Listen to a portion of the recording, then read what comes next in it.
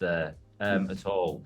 I think it's what you say. It's an emotional goodbye to someone who is one of the most important people in his life. Yeah, I mean that scene was amazing. It's an amazing day. It was a kind of the end of our journey together, and when we'd been working so closely for so long, it's quite an emotional thing to let go of this chapter of the show. We're ready. We're ready to fight. Yeah, The gloves come off, as it were. There we go. That always comes out. To find the light, we must first touch the darkness. One thing I particularly loved was those final scenes between you and Charles. Just such amazing chemistry between you guys this season, and of course, in his dying words, we get that little foreshadowing. What was it like to perform that with him, and also kind of what do you hope for that storyline in the future as we get sort of closer towards it? Yeah, I mean that scene was amazing. It's an amazing day.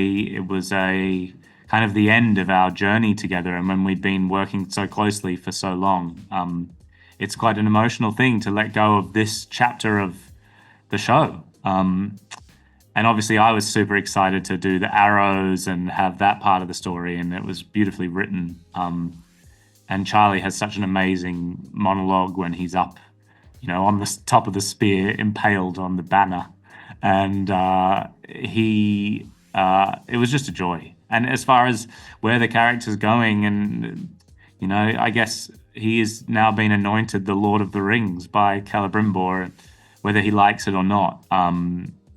And I don't know where it's going, but there are some things that we know have to happen in this time period, and I'm excited to potentially have the opportunity to bring them to life. So, yeah, very, very, very, very excited.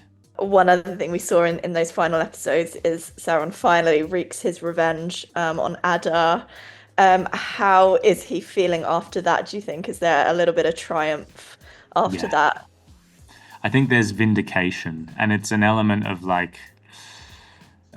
I have killed you, and now I have your children, your army, and he can rule over them, whether it's fear or whatever. They're now his, and he did it that way so that he could, get what he needed, which is an army, and so he has left this season no longer alone. And I really think I love what Charlotte and Alex did, because Adar's death scene mirrors Sauron's death scene in the opening scene, and that was I think that's a really cool parallel. It was really clever. I found it unexpectedly emotional as well. It's a really great scene.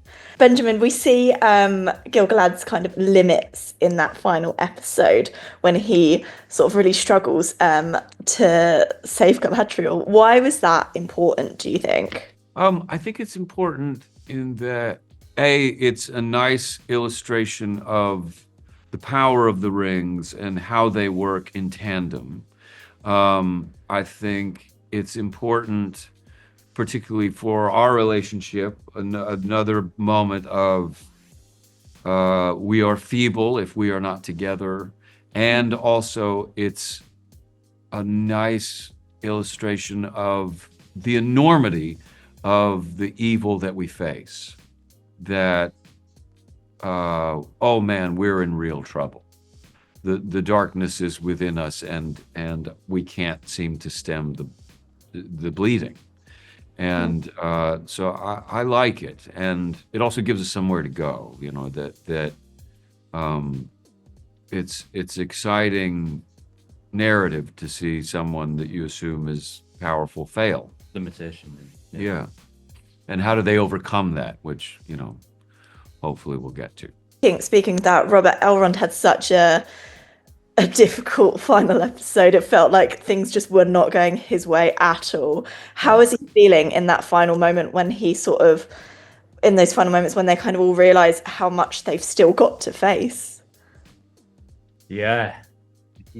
I think he's starting to take on some of the responsibility, and he's starting to understand his role in things, and that it's not going to be easy. And Elrond, I mean, like you read about Elrond, he goes through a lot, like it's this story is it's tough what he goes through, and yet we get that beautiful description of him in the Council of Elrond and stuff in the book. So that says something about his heart and his ability to look at things in a different way. So yeah, things often don't go Elrond's way. He's got a lot of heart, and I think that makes him overcome those challenges. Yeah, I mean, one thing that did go his way was when he was able to free Galadriel from the Orcs. I was quite surprised by the kid. Yes. I wondered, your interpretation of that with Morfydd. How much of a romance did you see in it? Was it, purely ploy, or there was that sort of feeling of a farewell between them a little bit? What was your kind of interpretation? I didn't see the romance there at all. I think it's what you say. It's an emotional goodbye to someone who is one of the most important people in his life. He truly believes she's gone. Adar, I think, says, I'll see you on the battlefield with her head on a pike. Yeah. So but also, which would be a much worse kiss. Yeah. It's also his only real chance to get close enough to her to give her those keys. Get the chance to escape. So yeah, it sort of serves dual purpose practically, and as a goodbye. It is an emotional heightened moment, but I too was shocked when I read that. But there we go. Yeah, did Morfydd share her reaction at all? Was there was she surprised about it, or did she see it coming? Yeah. We both were. We talked about it a lot and what it meant, and we went on a journey with it too. Beginners in a lot in sort of like what, and then it came full circle to actually this is really interesting and unexpected, and we can do something with this. Of course, we've seen you as various different forms of Sauron. We've seen another Sauron as well. Are there any other forms you would be super excited to play? Anything in particular? I don't know if there's more forms to come. I kind of feel like, again, that's a decision that we'd need to make after a lot of discussion with the showrunners, and I don't know what their plans are, but there's no canonical forms. I mean, they talk about Sauron in Numenor as being things contradict, like he's like 30 foot tall or something, and then his skin is made of fire and all this kind of stuff. So I think that you want to draw elements from that and try and stay as true to the canon as you can in an adaptation. But for me, it all has to be with a purpose. So any new form that he takes in the future would have to be with the intention of molding the person that he is trying to manipulate, I think. Yeah, and he does not give up on that manipulation until the very end. I mean, that was that brilliant scene with Galadriel where he just does his best to try and manipulate her once again. What is he thinking in those moments as he's desperately trying to get the rings off of her? I think it's his arrogance and hubris. I think he still can't fathom that she would resist him, and not join him. And he underestimates her in that fight, and we really develop that it's quite effortless for him at the start, and then she keeps fighting back, and he has to turn it up to 11 to defeat her. And I think it's fury.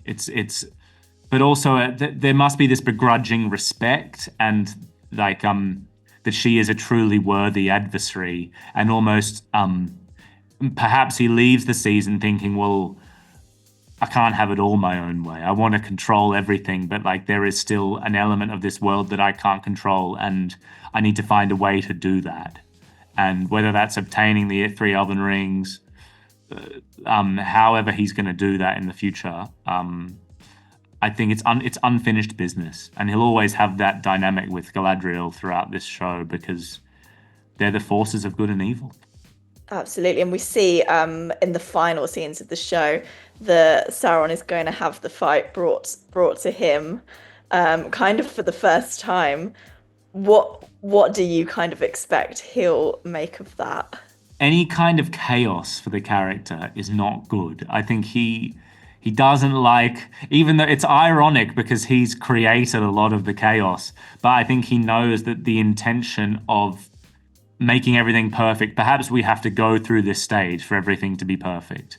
I think he probably knows that there is a war coming, that there is a battle coming, because it's, canonically, it's the battle of the elves and Sauron, the war of the elves and Sauron. It's got to happen again, like so many other things in this show as it keeps going. So I think he has this element to his personality, I think, of what does this desire for perfection, and the only way, and he hates the elves, and the only way for the perfection to exist is to get rid of these obstacles. So I think he's probably ready for the fight. I know you can't tell me, even if you have heard anything about season 3. Hypothetically, what storylines are you most excited to see adapted, should that come to pass? Yeah, well, it's funny, but I haven't been told anything about where the show is going, and that's honest. But when I look at it across, the appendices and the Akalabeth and of the Rings of Power, there are things that stories that the show is going to have to tell, and I'm so excited about the downfall of Numenor, to see Sauron sacrificing bodies in his temple, sacrificing them to the gods atop the Meneltarma. It's that was such a visceral image, and then the wave crushing the city. That's something that I would hugely look forward to, should the show tell that story, and I hope to be a part of that. And you brought such brilliant kind of complexities to Sauron. I found it really unsettling seeing him sort of shed a tear after Celebrimbor's death.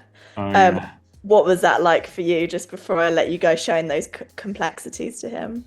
Yeah, that wasn't intentional. It was just kind of, those things happen in the heat of the moment. And you can look back at it in so many different ways. It was a very profound ending for me and for him, because he's worked really closely with this person, this elf, that he respects greatly, and perhaps could have been a wonderful ally had he just, listened to me and done what I wanted the whole time.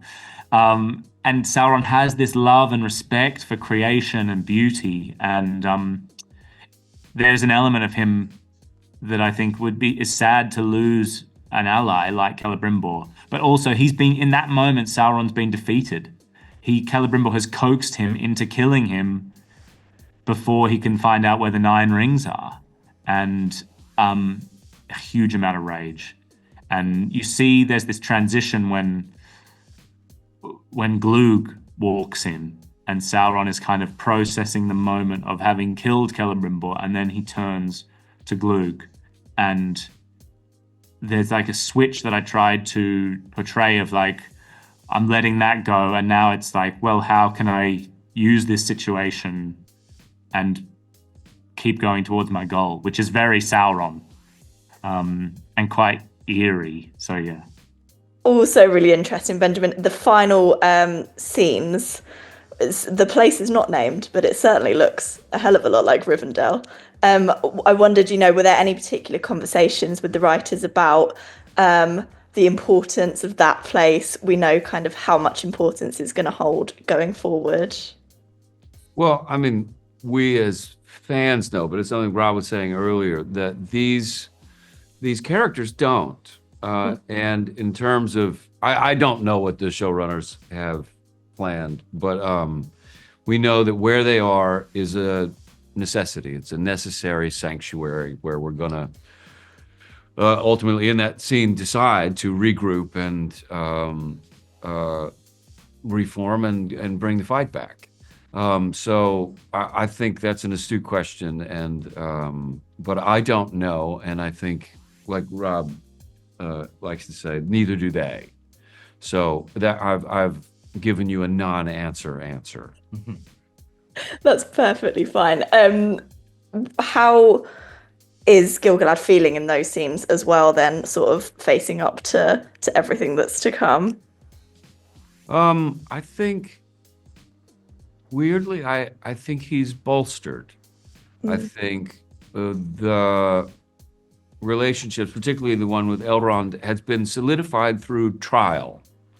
And even though we've had failures and made mistakes, I think we're poised for the challenge. And I think it's indicative that we don't choose shield, that we don't. We've had enough of running. We have the rings. We don't want to hear the king sing another funeral dirge as we decide to leave. Come hell or high water, we're bringing the fight to Sauron.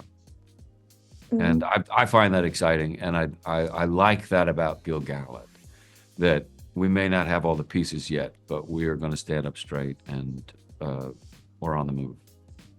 That's a king, No, I guess right? technically we're not. We're not going anywhere, but we're ready. We're ready to fight. Yeah, The gloves come off, as it were. There we go. That always comes out. But we've in both seasons really everything's been on his terms, Yeah, hasn't it? yeah, that's true.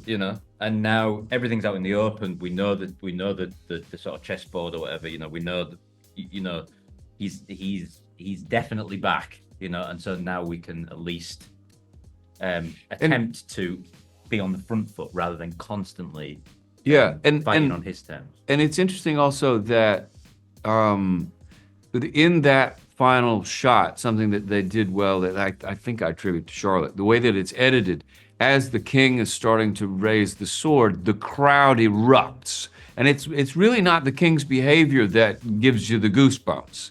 It's this level of aggression and strength and pride from these seemingly defeated elves that they become unified, and it's almost as if the king doesn't motivate them. He merely unsprings the spring, and they're coming together, and they're capable, and they're raring to go. Have you heard anything about a season 3? If we had, we couldn't tell you. There's like Amazon snipers everywhere, and it's like I thought that might be the case. In that case, what are your kind of biggest hopes for your characters? Should we get to see a bit more of them in future? I mean, I think I should get to kiss somebody, but we know that. Kiss you. Well, thanks. We know Gil-galad. He never takes a partner. He just dies alone and never having known love. But I would like to see connections between Gil-galad and Numenor. I think it's high time we start bringing the peoples of Middle-earth together. Maybe even, in my fan opinion, a bit tardy. But I would like to see the pieces of the Last Alliance start to come together. Yeah. Me too. I would say, sort of like canonically, is that right? What the right word? Is that right? Yeah, if it's not, it's a great word. Okay. He's supposed to be now in Rivendell, and I think that would be really interesting, because there's no way, if Elrond was trapped in a ravine defending a position, that he wouldn't try things, that he wouldn't, if he was pinned down by the forces of Sauron, he would try. It would be all kinds of things, I think, that he would try, and all of those tactics and choices and stuff would go into the formation of what that valley is going to become. So I think that would be a really interesting story, and a complicated one to tell, actually. So something there would be cool.